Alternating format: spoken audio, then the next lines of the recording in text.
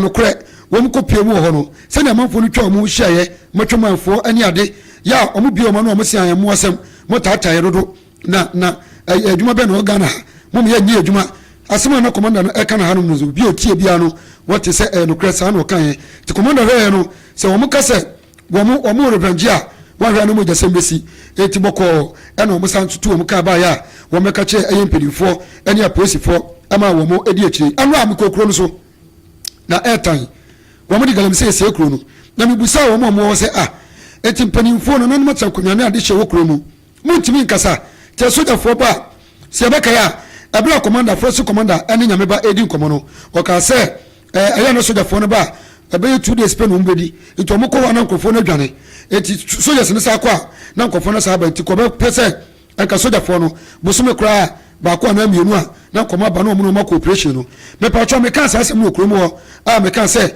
mo dia sojafo no ba mo bohu o ma betena ba bosume no nkofo mo kromo ka jam so den da pu sojafo timi ba ha ma ya nka se nkofo sa security fo ni matwa mafo wo mutimi mo sojafo no woni pam wo mo no mo ka nyina eti enkwosiaga abusia ti sempanifo mu tiemi a na chese sa kuro no wo mu hia squad ankasa wo mu hia gurus ya do mbe wura sa kuro no na wo mu ajai nia omoye no anya sa ade no abaji ensamu abusia aha aye Katakyie 90.9 FM na mepacho wutie no na wo so onam aye YouTube abafutinta video no so na ensema me de brawo aye efam segment so morning show no so no afiti aye adwada akwapem aye eda efiada no na ososo watie bi na wahye no so ede amame maka chawo se bra no mhwase no me ankasa me wura Nyameba ka se wode me number no ebetudwa se ne be ya wunya story a wode frame asema be sibia no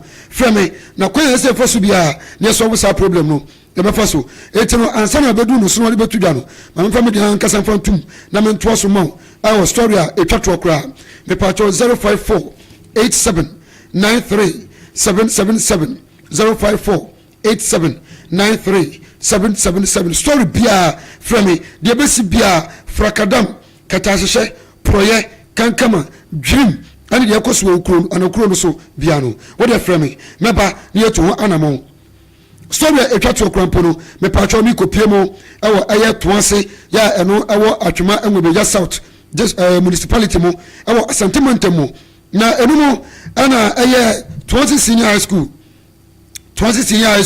aye school agidini na atete aye empenifo kukudama anya sam keto akura na anu da nasa na anu ya memene da yeba no ana yete se awurabi akasa awo kasben kasafidie so na wo kire mu se na bofra ne baba eko school ana ne bako school ewo tos wono na abofra no wamu ye practicals bia na chechefo no ani school peni no wamu charge mofra ni nyina se wo bia mfase emra na afi kra de ani e chen de abetwa no na wo kire mu kire eye kasben etiefo ani wona wo bo adwuma no ewo ho se you know practicals no e makoma ko be ne ho na practicals no ba ko bia no abofra no che se 9.5 million old currency na nu achi krapo no wo twa be e mahoma be me nsa oguso a wo tuatua ekodu achi kwade wo dwan ana sese wo de ba ai achachefo so won fo odwan emra no mfanya practicals no na obusa ne bana che se enyo no ko a wo mo me practicals wo bia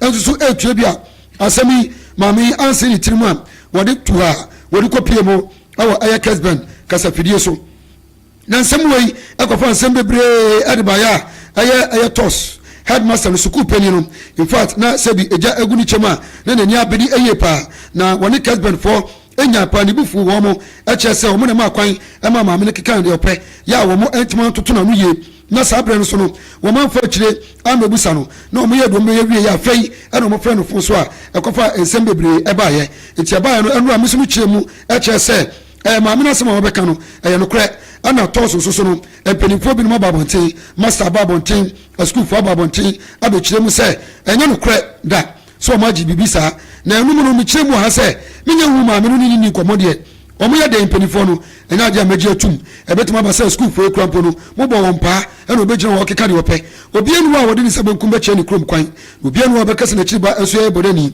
nsani ti no mentia se da enu am ko school mo se nka me hu abofra no na nko ma me ne maame namba na ma frɛ no na me ne di nkomo na so ma anya no sa ko hu school penny no wa bra na wa ya krado wa boabo no ho a wa ba John Dramani Mahama ne mpa ebo a wa hyehya na enra baabi bebre wo mo no atwomango beja south de no na school penny na wo kobi wo hu nia no ano se odende Katakyiefm FM a anam se right was yanko mahudi ntia obaye ana ne yakoye ana yakotena se abusia mene ya master no atwetwe nkomo bebre na nkomo bomu no tiawa kakra me no twetwe ye no ana me de bro na wo hu asem no ne pumo sibre bebi a hyase ana bebi a ede ekwa wie mene ne bon nkomo no okache me se na nko won kasa esanse what disclaimer about bontene abon nchire mu nyina enti radio TV wo bia bono ne lawyer esema ne kasa but media ne dia na me ne de shekokoro me to ne me ebebo nkomo kakra na mi hweye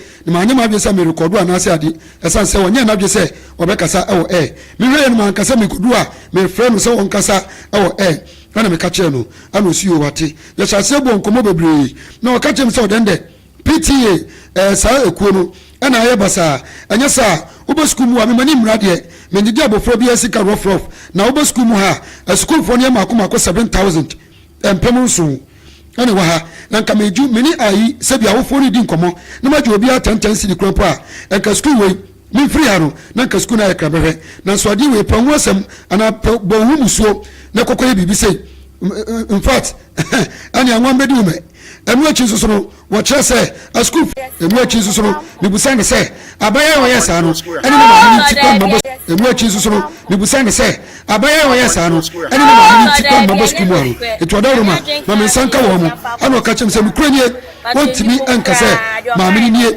anase ne bani nie besine wonye hu wo mo wakọ kesben woni kesben fodi komo sabi omu ye no omu ye na wanfa ligamisi bi enu omu antwe esanse do omu ye omu anya de na oka se enkomo mfo ma me no number emma no na wonfa ma me no na ma me no mra kire ba bia obebusa ya omu kan se sa 9.5 anase sa enwan no anamponche no wo mo FM school mo no na so woni twa sense twedwuma ya nye ne sa omu ye sa no mayi ma me na ma na akofa nsem bebre di aba etino sani school penny ya wo to so e che no ndua oni me bon koma ka che me se the sani tino wono bo GS no fa no lawyer kan ho no mu nyina asiu casben for wo mo se asem be ya wo de tintini tietia ya do ho ani ho akini o mo from ame no iPhone no so se de o mo ye na bebia wo cheche abo no wuja no o mo ansa to ma ame no na ma ame no on retracting statement no asem o kan no wono na kan wo san kase wo boa e ba sa yie beto yie sanya sa asamoi anya dia ebekwa akode de bia da or bekwa ko wie court ama sebi de ebesiesi me ka che ne se na ya dan ana obi a wo disclaimer aba bontene na wo ma school fo ebegina video mo wa mubuo o yesa obi ba ana wo de ne to asemu bekom bekro so ebia na asem ne ye nokre ade na wo yesa na osibo minia fa cheme na me wo dem ha mo office bi pie no na nsantwafo mo ba ha no o ma fa chire akwa yesa adwuma no ana me ka che se that is unprofessionalism on the side of the yadwuma we ano so yo wate ebi ensibiem na enu achi no na me misanso ebusa no say anyanya bia sia no what is the way forward ano chesa some way about devil inside the matter na bebia no kra bia no ababo ntene esanso no wo ha no ne nkakra wa onya free chanchan ana odi bo school no okoche adwuma di ahodo bebre ya wa ye de school na ebi onu anu kotokuo mu ana ebisu ye ndema kizikizi bia we ni school mu a otimi di raise fund edi bo school no eti no besinda school no onu de anya ono ana ebe na msuwa ma school ni de ana nya sa ndema we so ana obedi ache da bi wonye re no wonye bibia so da na de asem we se kasben for ene ma me no an retract o statement a ya me anim ni bonsam atiko obama mo hu se abrabo no se bi previous a se wonanto so se wosra na yade no wom wei ana ye nsampo kakra me ko se mu a me de ebre eye Katakyie 90.9 FM yetiefo ene yahwefo wabra me akasa menua na asai enso ema enfoni ni videos a ho eni edia na a bit on ensem ya wo de ba ye nyina but before that o number no o de fatu dwama me why fatu dwama me alright fa number ni tu dwama me ansa na obi a wotie ye bia wo ba bia chichi ni benche bia no bribi koso wo mantem ho a wo de obetimi a report to de amayen bi koso e wo mantem ho nom ne ade a obetimi a report na afi so o de amayen na bibia atumi aye fine pa enti fa number ni tu dwama me na me da say me number no 054 e be free obi abeba asem kron se de tie e fa o mine ho yes e fa kuro ne ho yes e fa Ghana ho yes e fa yenyina yo yes say ya sentimental regions ni nyina say ya nkra popurimental mu ba bia no ya beba abefa story no na na bia na kofri ato me number no 054 8793 777 054 8793 na me kono na me chia Caesar ya wo so na de ewo Dr. Akwa ne toilet facility no in cheto ewo nkawe eho na wo enra wo chese dwumadie no wutie pampane ampa me na mo no mu se na wo radio no da ho wona mo fra ni nyina me chia mo nyina nya me Viva Fashion Center pamutade a da ho na eho medodo no wo san so bisa wo do ni ade no me pa cho wo so me chia wo ba bibia wo bia nya me chia na nya me ba wo ni bibi yes I Dr. Osei okay ya owo ye boss Dr. Osei okay sunsumu wi ase nyame ya kire me se obesi shopping malls ewe sunsumu wi ase ewo bebi an hospital wo pia obi sere bodi me se sunsumu wi ase nyame ya kire me muhu na mumu sa no oh me se muhu papa mumu sa no nyame ya kire me me so me mayi me hu na me masam enyira your vision, your trance, your dream. Me boa. Bema me so. Mediano be me see your vision, your trance, your dream, your what have you. Your hallucination. Mediano are real, genuine, authentic. Me see na me ya chem say doctor see most I would wa kan chiro. Na me na ya chem no waka o share me dai. Wa kan chiro.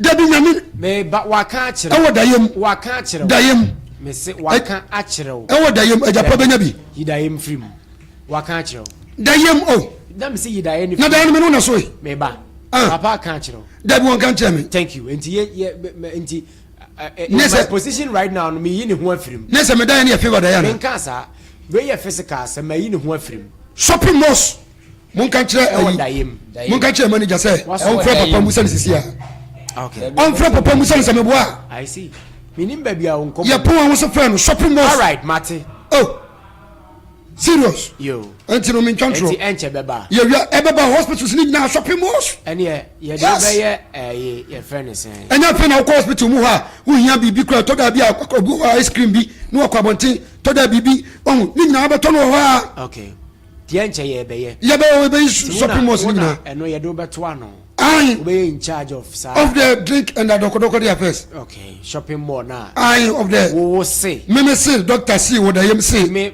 ma yi me ho afira se me I you film and ma yi me Katakyiefm FM film me dey me doctor I oh da yam wo ka kire me say doctor AC shopping malls obesi no enya osi nya present continuous eh asem papa eh future papa people obesi asem papa yes nemum on kan kire me no on kan kire wo na daye na wo so wa hwe po abusa no se me boa yo yate ntina de wom no ya de pa yo ene ya de papa de ane me ma ne mrem mo amen amen obesi shopping malls asan ka ho wo ye hospitals ahodo ni nyina aferi benya ne de yes nyina hini benya ne de yes anwea so benya ne de bia na ne sem papa wa hwekra mo kire kra bia benya bi okay se ni na kan hospital ni na kan mo kire ne 9 e bia se munima ye wo mo kire makoma konkon yo bia benya shopping mall yate wodi funu ne beto na se wo hwe na bibi funu o asa wo bofunu bibi anom okay yate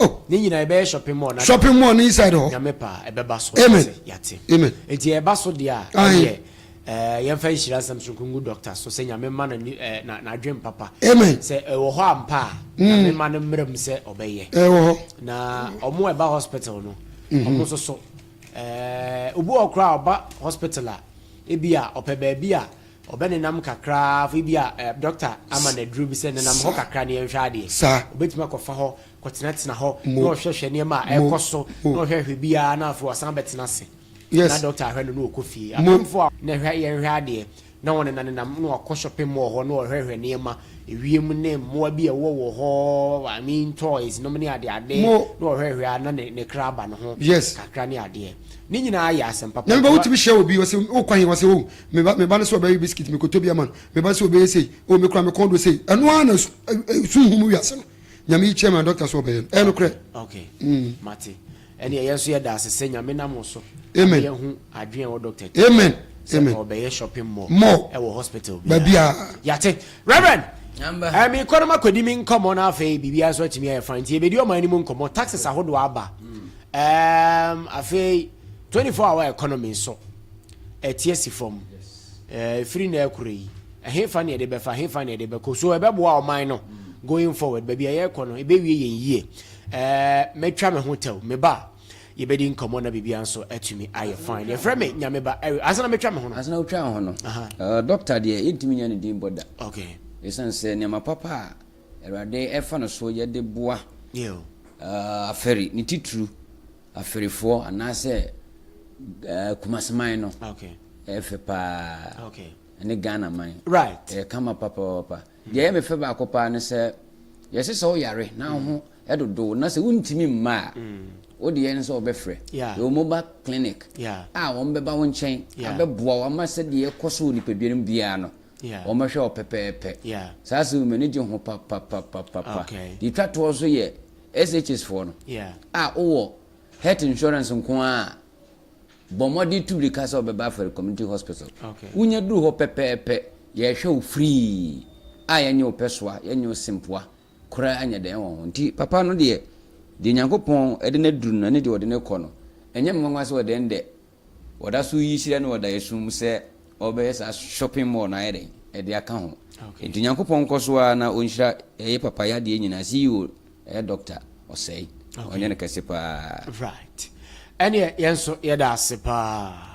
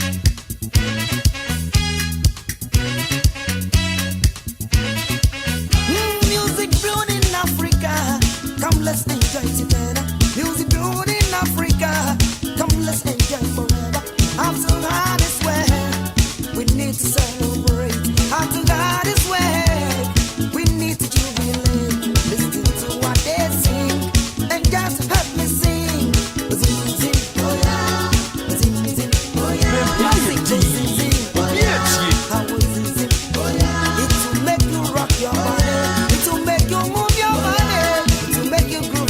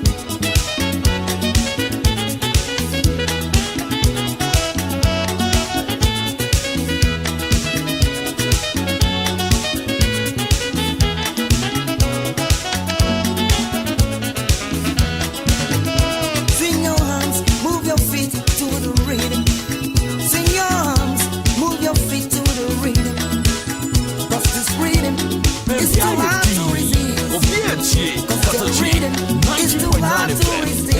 After dancing to the rest, you got to jump the best. After dancing to the rest, you got to. We're gonna rock up too. We're gonna rock together. We're gonna jump too. We're gonna rock together. We're gonna rock too. We're gonna rock together. We're gonna Katakyie 90.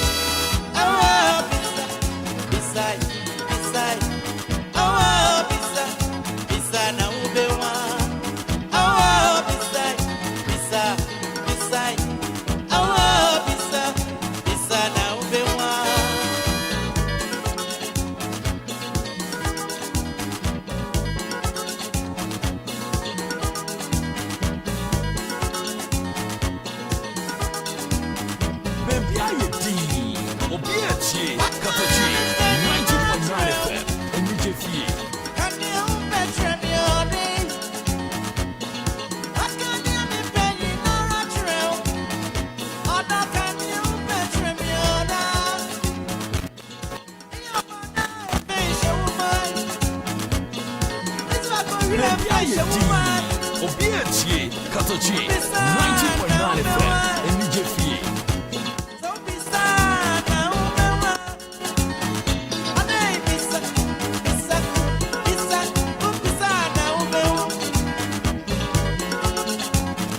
Okay, yeni nkomo anope ye wo dwumade ne so. Empanimfo atena se na afi yeni nkomo pa. Katakyie 90.9 FM Amansan Dawuro ne so na wasugusu a otie no anope eno. Echasun kuko enfama Master Abdulrahman of Masha AT Fashion. Afe so nchasun kuko enfama Dreamwear Clothing fo nyina mechia mo pa Madam Priscilla ne mani nyina. Ajwa Broni nana Kisiwa na kuya ene Samira mo nyina ya chiacha mo anopai ewo ho ye frame Nyameba Eric Oduro Jnr. Yeni nkomo anopai Reverend wa ha ena mi akasa minu ya wibobu atenso ewo ha se ye hwe ni mu se ye rapita buache ebechimi aba onyamedri baroba ye de ne beto so na afi ye koso edi nkomo na bibia so atumi aye fine anopai ewo show no eso mpacho wutie ye frechiri na opese obe advertise oniema adia oton wajaton die no opese wo de ba Amansan Dawuro ne so ma ye boho Dawuro e de mawa me pacho be bia etie yen eno ane se obefa wo phone na wabo sa number ni wa frɛ me o frɛ me a be bia wo bia no me ba ne abedi nkomo na fe wajaton de ne ma na wo ton ya bo won Dawuro to media mawo me pacho ye bo won Dawuro wa fidie yi so no na yesan e de to social media no so amankrofo so ehwe esen etie ewo social media na so no eye Katakyie FM TV ewo YouTube ena Katakyie FM eso ewo TikTok enti YouTube ne ye Katakyie FM TV shene so mama ye de beto so ama obi a o hwe ya brochefo ne omomwo achichiri nyina atumi ate aside say ye ka ewo afidie yi so no eti shene so mama enti free number 0544 79 15 04 0544 79 15 04 na fe yede oba meba na fe baby a wo bia no so wadwaton de no yaba ne abedi nkomo kakra bi na wo so wo de aba Amansan Dawuro ne so e wo Katakyie FM ha na yabo ho Dawuro atumi e de ama e ma bibia ehunahuna okra miro ibo mu achi ajusu ebrumura bibia ye boko de oba de acheye pumboko me jisa so pumboko nyame adaroma yenso ye ho ye pa no pay na party ni mu so e kosei nyame adom iguso ebra idi nkuguwe obesie one of the biggest or worst defeater. So I mean, going forward, no. And you know about community be misunderstanding me between internal wranglings, being other issues. But going forward, when you focus on areas of side differences, no. for the betterment of MPP going forward. Okay. Oh, you're regional communications team member. Absolutely. Now, oh, you're regional communications team member. No. Party in the air ofe. Oh, so I'm dika culture was say, Sabi, in Tafo Kra, move you free of Fuba Kumukra, no, ideology. Inti, Bones, Oko Northern Regional, you want MPP for Uko Eastern, you want MPP for Uko Shantia. Inti, I quite any pokuo, any I didn't mean a pay. Okay. But we believe in the party's ideology, and in the mayor MPP for Inti, Mintimo was in a day, Sabi Brusabi, and Yamawa, then so. Inshallah, nyango probation ho ni monyam bibia be yi. All right. Bibia be yi dia ene na yentisi from na ye ni nkomo kakra ewo oman ni mu na ye nhwe. Anope ye nkomo titire na pa na begina taxes ahodo obi ni mu a aban no a rolling out ebe ye adwuma ewo oman ni mu. Ni nyina ye omanfo no ena efa ye ho. Omanfo no ena I don't know what to say. Omanfo no and a begu ye konso. But before me say you be di galamsey ho nkomo kakra. Na afei tew no ya sanso abo age friend saying 24-hour economy so a bit. Na afei ye de taxes no abewie. So along the line we Peter Badia na afei ya to aso de free ho. But wa manso aye be ne sa We were made our say ne akonya kesi ade ma me na no pay na galamsey metima ka se abaye kanka e ga bi ye kanka be se de ote mikromu ne be hia na akere asene te the word kanka na se ka bi ye kanka asa ade ne ye ko ayenko abaye chronic na mbenvo bi da se ye free hin ya beduru hin galamsey enya na ne ye tu galamsey started with colonial era, but na methodology na means na omode ye no it differ from a modern way of doing mining and galamsey minka mining because the galamsey is illegal term. Yeah. Na obebu say so galamsey issue no me discuss here. Me very careful in terms of discussing the issue of galamsey because one. Galamsey a threat to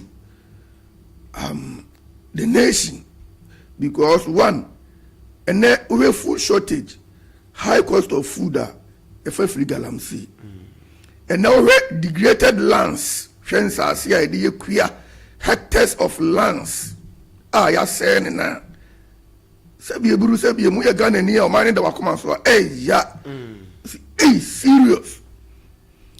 And now we ensure yasa sena. In fact, galamsey no me hundi say ya nsolia galamsey wanra ebedrum rebi no ahwe oman no ebe enyam wase ebe kra nsu kra free amono ne the quantity ebe ye times be 10 the clients say because ne body aduro mean say and about from club 2 million 2.5 and ne ban oman na wu into obi agana da wakoma so na de on pese galamsey ni be den ebe koso na me di wie no the other side of galamsey ni effect ni say adentina mablu no so on pese on be jai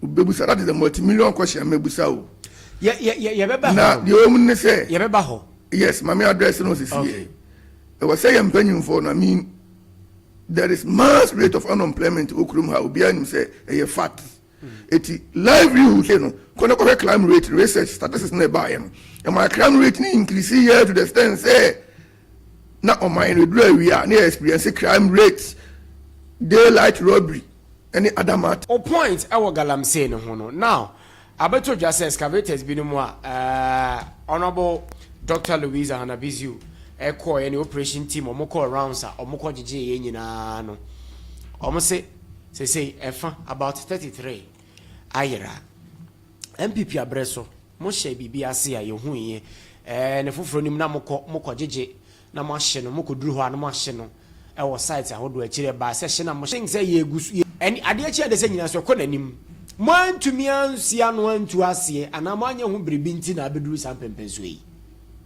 Mira, mpanyin si yɛn kɛn ni wɔ akyi a ɔsi agorɔ na ɛdɛ ɛna akɔto siti kɛseɛ ɛwi adua busane sɛ kwan bɛn na afa so we no musane sɛ ne ti so ne nti ɛmɛ mɛtumi wie galamsey no yɛsisi galamsey bebree excavators bebree meka so nkɔpa ke no ɔmadin na hɔ baabi ɛti yɛda sɔre yɛsi galamsey bi ayerayera ne adeade ɛbɛyɛ national issue a na obi ɛka ho asɛm na galamsey no ana 2 yɛ transport yakɔ mining site na police fo ni kwan yɛni security checkpoints ɛti ade na yɛ cartel enti Dr. Hanabisiu me mabona baso platform amenya akonya akoso nyina mame no wayɛ fantastic job a Ghana ni bia sebi o mine da wakoma so a hu se Dr. Hana Louise Abisiu wayɛ adwuma na the last aspect of na adwuma wayɛ no and say was started with debt stress from one own members said the oil no money nye ho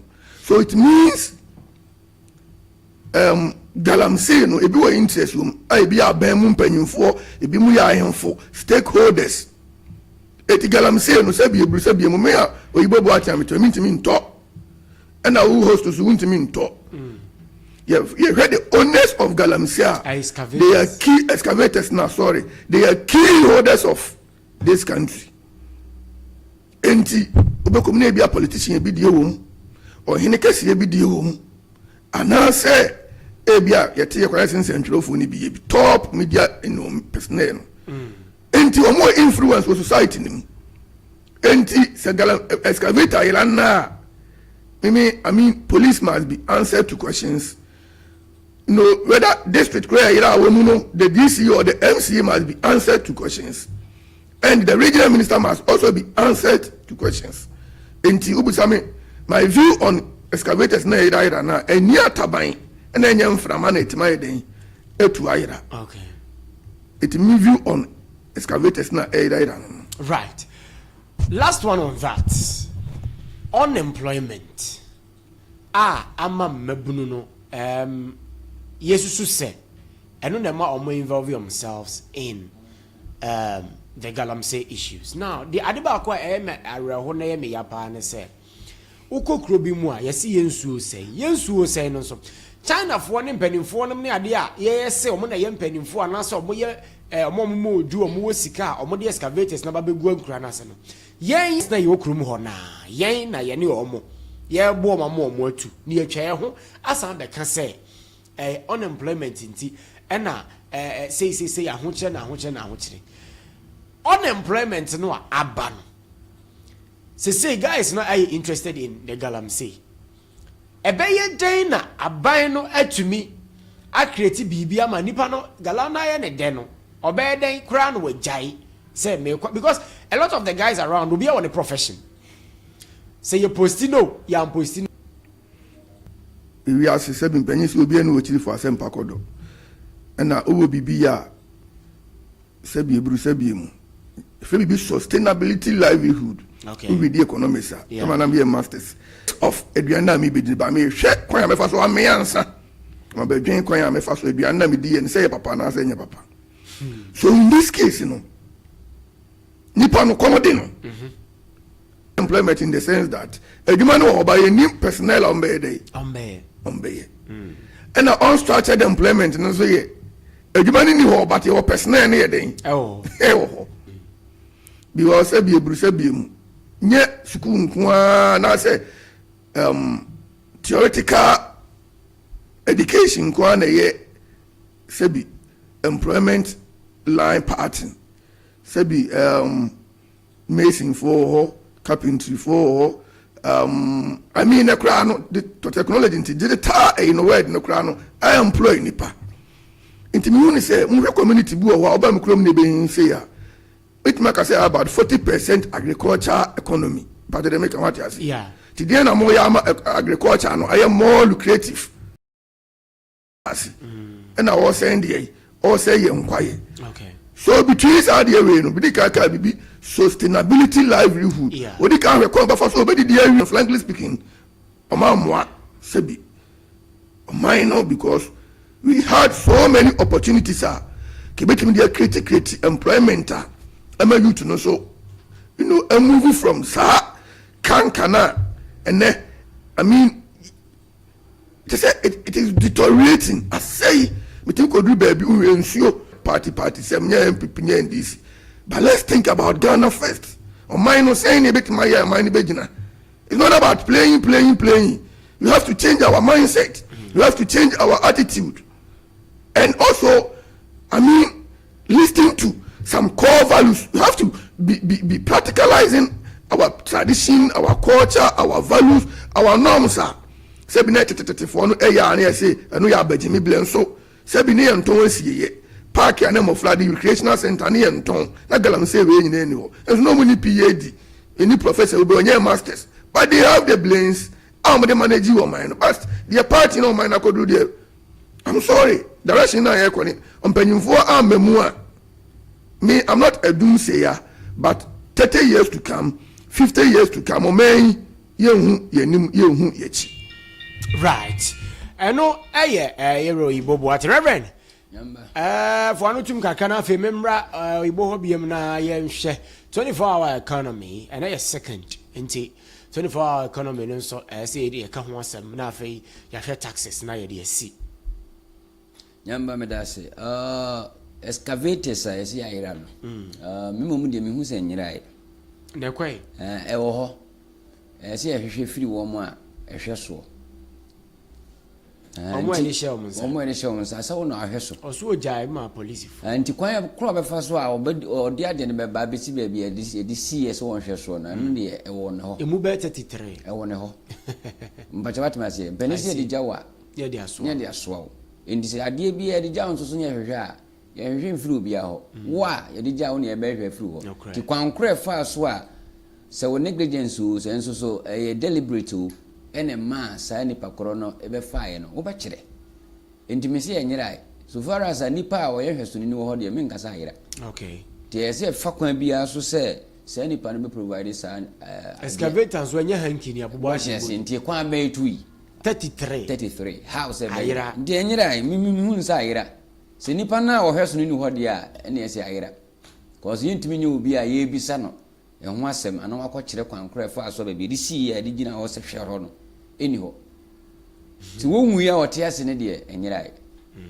me de ho titi asa na me kan ti ye hwe se nipa kro ne be hold responsible na wa provide sa 33 no na what aba am etimi de ede ese de eye okay because sa na dwuma na se mu ede ye ntimi nso so man Ghana ha ma no nkoso ebra ye nso yusu se abraba ye tie asetena ye tie mu nye de na wo ha ne amane ye mene nipa ye nhwe emma japade kakra wo ho no nso nipa ba akufu bi emfa kwati kwan kan kire ye sa ayira ebra wafa no ho adi sa ayira enti me ka kire aban no eni mpanimfo a omuka bi wo mu se omuma ye ntia sempa wo sa asema ye kan yachi na ayira ne de ye nyintum ye nsum ne ensum kina osi se nipa na wote ho na ye digya no obekire ye kwan a efa so asade ne free baby na gina ebre ni nan ni nsa na no ntumi ntu na nipa na fa na nsa na free ha akoho obekire okay tiawa wo na me ka kramfa galam sei no gada ensel no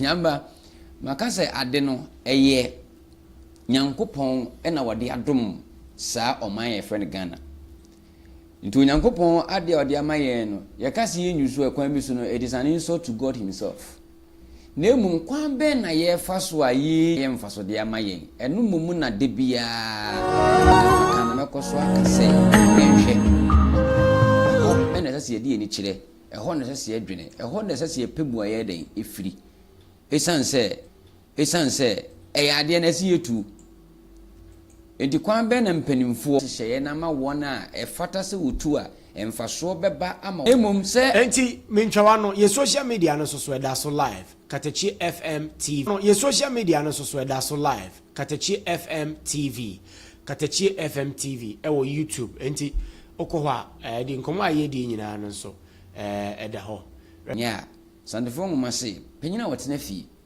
ma enkwada de se kanja onanka no se ye kana nkanwefo no kwa ne kan di kan enti se ompanifo no tena se na wo ma anhwe anye nhyehyɛ papa bi amwa ama sagal foma gudie ne ye ntu ne ye nyusu no wo kwampa so ama oman no a se ya na beba enkofo befa saa kwan na so adentia akwada de onya nhunu de eso ye ntine kwan bi obefa so no benya de ono obedi no obefa so na emom entina panyinu ho nti akwada na panyinu ho nti akwada na echia kwan no a ese panyinu ne tiri ne si kwan so da bi nye saa nye kwan ye fa so ye saa de nini na emom weni ha ne fa na fa saa de we so na beboa wo e de asomdua abrewo na abreme nso opanyinu no cause say akwada na nya asomdua wo panyinu nya asomdua enti ye besre se ye nhwe ne yie na fema say to wona eye saa de ma no sofo because se kom do ampani se ye mfiensam ye ni nyeden enidi nye se kom di minti no chinchina menwene de midi ne ho so what ya see o menwene de menwene de midi nko aho na mo menwene se midi wi a echina de ne besie se nipa so ti wiase na susu saa na wadwen be ye o se eneyia na wanwene di da ho a se bi na won so etresu konso no wo mfa nya adwuma se ese ode ye den ode ye because etresu konso ese tumi di adwuma se ese wo se ye de oye.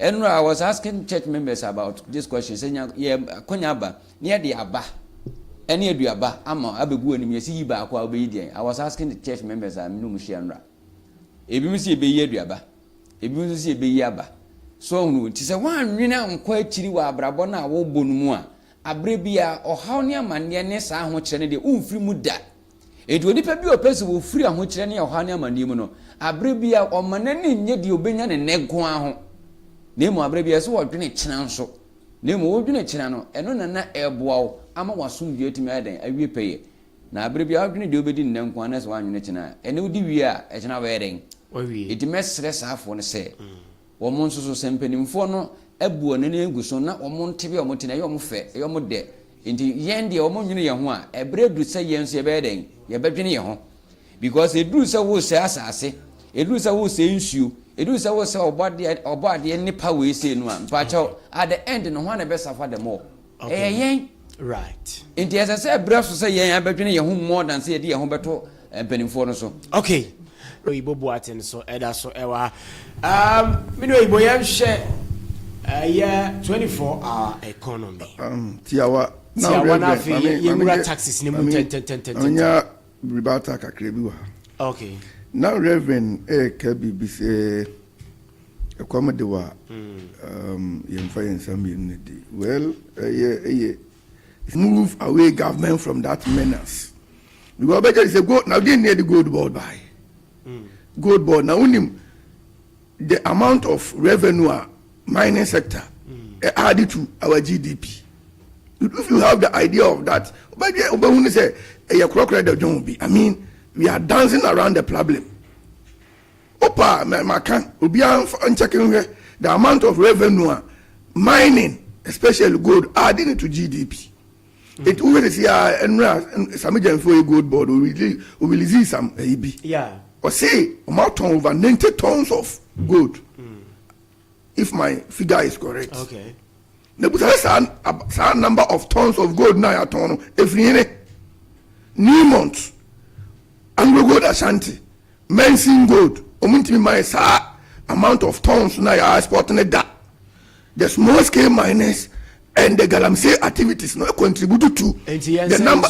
Yes. It means and penny for some more can be galamsey wow nina no between me when say intro. Because President Mahama can be or say some galamsey dia put in mind that you people should tighten your belt because say inflation costs la mamon can say because gold no bar you need more dollars into the economy a stabilize it no inflation drop down. Say tomorrow already see but that is what President Mahama said. President Mahama our president no can say some say yanko galam say ne dia and when you ready say you are coming to pay more for goods and services. Enti adere da ho no na make say mpanyimfo no madi abro. They know the right thing, but they are rather dancing around the problem. As me say penny because they be fighting galam say ne, they be fighting galam see. Okay. Oyibo for me call na 24-hour economy nim tew. Na fe yen hwe taxes so aba.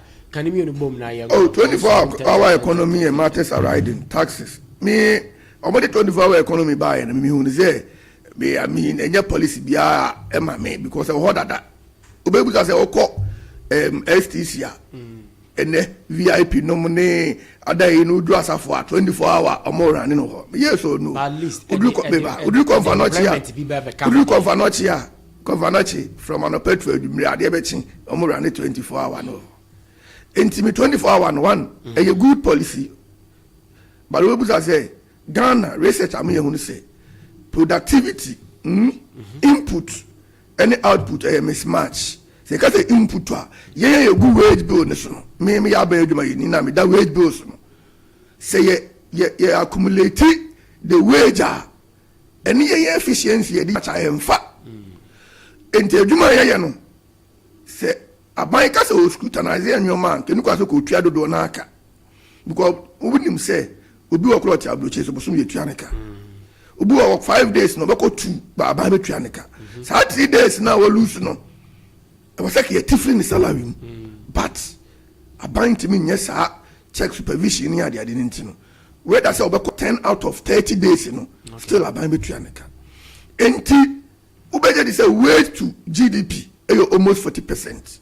You carry way to GDP e bia dem make am blow focus ye on tiase ye aban tua ye ka no any omani sika ni nyina no e 40%. It is aban sika nyina 1,000 Ghana ye di move for 4 million etua aban adwuma ye foka ansa na ada 6 million aka ya tete ko statutory payment yeah enti aban so be run 24-hour economy e di visibility studies no mo ye hu say ye fa nipa e bia government workers here 100 million sisi am no ka say ya ye double na be 200 million na dien analysis ni aban ye hu say emfaso a e de bebre o man no eye better than faso o man be sika o man be lose because sabai so be run full 24-hour economy ye nyina emfanse etirimu no say e be sink economy no tie ye mfa say 3 schedules crown mpo say the etete no that means it one trade to be one job yeah 3 shift that means it will be a times 3 of what yes now the payment it wage in 1,000 a be 3,000 can a government afford that money and yeah friends a personnel no you remember aban no sa input no de and medical cancer research am you no say yeah aban adwuma no ye adwuma ye no any sika e tua ye kada mismatch okay it is out you. Yeah. You can do your own risk assessment and draw your conclusion. Okay. To me, 24-hour economy, they say, 24-hour electricity taxes is vanity. 24-hour economy with high increase of electricity is vanity. 24-hour economy. And the BNM say, economy now, the engine growth of economy is energy. Yeah. Electricity near the running economy to Baba for more coastal for or yes sport you are adding some percentage to the economy. Sure. It will need electricity ben why fine all electricity by the cost of electricity about last 2 months about to electricity 14.705%. Are you aware? NYS Republic Day Bompire abines had another 2.45% electricity. And in all no with the 14.705 no abeka 2.4 ina is almost 17% on electricity. Now okasa do figure production the electricity na ye. The more na electricity cost to be cost na cost of production no so be dey e be cost okay it is a cost to run light bill tua no e outrageous wa also make sure say ni nyoma na oton nam no obetum na match energy 24-hour economy na e was energy perform e say no stable energy can you tell me be 3 dem ka empty say 24-hour economy e say person e na nya semantics ya no ne e kan keka one it was energy perform na ama production cost because minimum be a light bill to a tunu storm because bosome light bill ba no e brusika o ye den onya so obi tim buza adai me ye much lo mi fia na minimum be a light bill 100 million e nsuo ne drinks no a month be a near man use no taxes that energy sector in Tinamana, especially electricity to Tinamana Kobasa. They say 12,000, 17% now become. I have to pay 11,001 plus. Look at me, 11.7 because of the 17.05% now become. And he said 175 million. And here you say, "Go blame when I'm from Pafina, man." And for so many of us, me na me say me buy store, me use electricity. Now electricity ne blow, say be sika me nyan so a. De me yan say me to store 24-hour economy. Enye. I see. Bra taxes never me see why na me mpom. Why? Oh, taxes there. Say be abana U10 increment. Abana U10. Obi ani say Mahama President Mahama on 13th May 2025. President Mahama mi ko tuno. I say I won't pile more taxes on you. Transparency is the 13th January 2025 at the force in finance minister. Or see, we don't need taxes to mobilize revenue. Compliance is the key. At the force finance minister. The kind of compliance what you say. You will be what from one take compliance. I say compliance is a who tria me tria revenue tria and even compliance. Be a diso. Finance minister the can you. Or see, we don't need taxes. Okay, but compliance is the key. It is then another omoji tax. No money man. President Mahama can say we won't pile more taxes, but transparency is the key. Transparency will be manner. That is the question of transparency. Is any will be. Sebi mumpani say. Sebi bruko to say. Tikesi we adwe. But say kwai me na fa so ye dey. Ewe no. I'm not against tax because tax any dey ebu omai. Na so obi the tax now condemn one. Omoba mo ka cover tax, omuntimi nyi, sanitation tax, omuntimi nyi, mixing tax. Tax be be no more opposition no more complain. E be pay they are enjoying the dividends. Omudi ho de. Oba oni say enra parliament enra nyimla yakoda no. Omo pass $360 million loan or parliament. Enti sabi asema wakan yam sabi yeso do saba ko hwe ni aso a ena no yoso en sema wakan ba e kan ni nyina agu MPP so no ena sabi atene a ehwe wo mu no eti Ghana ni na wote fom no e ya sense be o ka chense wo nye tax be na wo de tax and there was a plastic is 7%. Yeah. It in a bucket kula ediko dwale kula. So turn 10 cedis make sure so turn 15 cedis. Car pa edenu munsuo. So now turn 5 cedis make sure so turn 7 cedis. But you see, cocoa rubber kula ne de kata cocoa so no. We are ni now tie fuma. Now turn 20 cedis. Can we say they turn be 25 cedis 30 cedis because in a plastics. Okay, plastic products no. O man penny 7% tax abetoso. Anyway, we na Ghana for pay. Messiah na near born mlane. Messiah Mahama is the hope. Mahama is the hope. Anyway, I'm asking you, Ghana for Mahama is the hope. To Numbi, why he is the hope? He is the Messiah. Any taxes see. You couldn't put any other swa. Yes, and sebe. Ghana for ye can say obey. Ye clock de John. Omuni ade papa bia de Ghana for. Sebi. What do I know? Edo ra ibi mo. Now they say because my day a day they oba at the end of the day no wow obehun chom say bisika wo ho na sika ni ho obehun Ghana for taxes are be yinyina na ebe bro it's not a matter of NDC MPP yinyina na ebe abebre it is out ho na sebi ebru sebi mu wo ani da so bi say o mine be dane aye bibi ti say heavy and say any to adwunu bibia nu ebe say because tax ba the children say I want children ebe double. Ura na min shira opa na akunya ade ama. Right, ya min shira onso menua oyibo boaten. Echi asoso ma me prekona me wi a reverend. Wadawro ma empanyisi yedura ma mfoso ani aka ya anu nti no. Me fa sa akunya wi a chira ye ura Justin Koduafrem pon JFK MPP General Secretary okumkom still maintain General Secretary there say you have to be lawyer committed hard working no be access any General Secretary Justin Koduafrem pon okumkom still maintain Yera Mwoku former MC Atwema Beja South say okope Ashanti Regional MPP Secretary Yera Mwoku mechia mira ena yanga so ba Tampa Sheliche MP Atwema Beja South chairman boat champion chairman mechia mankona manchia me bossa Razak provider mira on the mama konya ma me de ba intimechia na machia chiefo nyina na me banya minshira Na me shira won so menu awi bobo ate Reverend Famepon. Nyamba me da se. Afututia me kana mapon nyina ne se abrabo na ye bo no. Empeni se onipa be ye bi. Wa me ye ni nyina. Enti se Nyankopɔn mo akwanya na wo ye wadom na wade ukodua baabi a se di brebi so a bo moden sa brebi a no uboye de ubetimi na de wo ye no yes ye ade a ye papa na ebe ye mfaso ama oman na wutimu no na daachi ye de anya edimpa ball obra won so obre be so abeden obefiri so san se wuntimi enye ni nyina ye mu kakra betimi ye na ifaji udimpa medisi ha echia Katakyie AT nyina na machia anuanom ne adofo a omoso jebre na ombo ye chidom nyina ne ye boss na fi CEO seda enkoma mu nyina. Okay. Right, Medasepa, Reverend Michael Tufo, and I yetin enka eno. Katakyie FM esunni sabredi.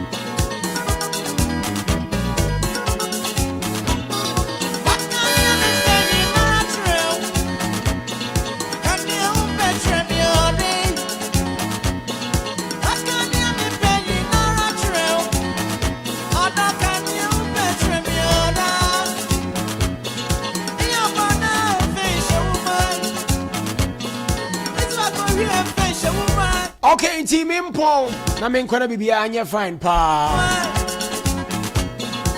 Na me kwadia na men chia masha AT fashion. Ewo eye and career master Abdurrahman. Easy soft IT solutions. Eye nana osay. Na men sure pa na de metu social media na so. Obi awji bretie ye bi asran come production team champion Mugabe. Afeye manager Nana Efua. Belated happy birthday from Kopanko Enfama Madam Mavis for your HRM Human Resource Manager for Community Hospital.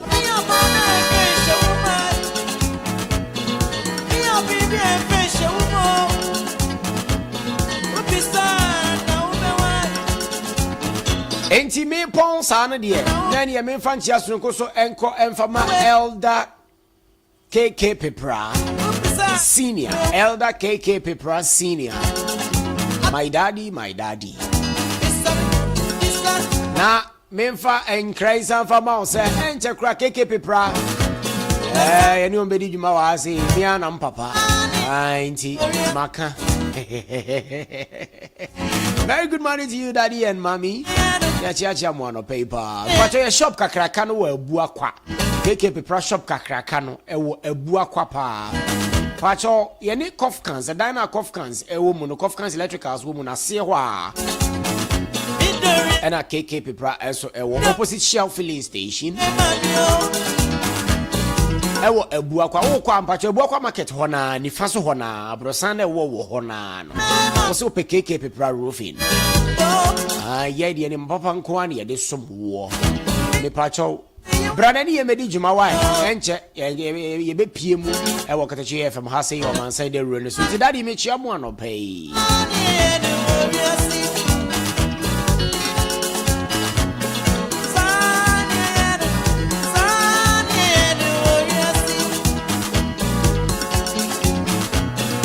Madam Mavis of Dreamwear Clothing, ewo aferi akro from Junction. Wa me pacho Shannon Soma me pa.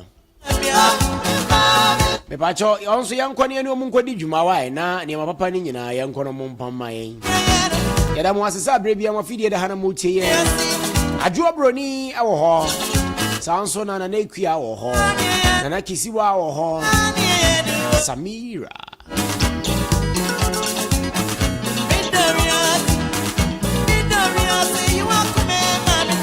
At the moment, I don't mind just Roger Boy. Dear friend, Nyameba Eric Oduro Jnr. Nyame had more chance so your best and share. Come on, me is up next.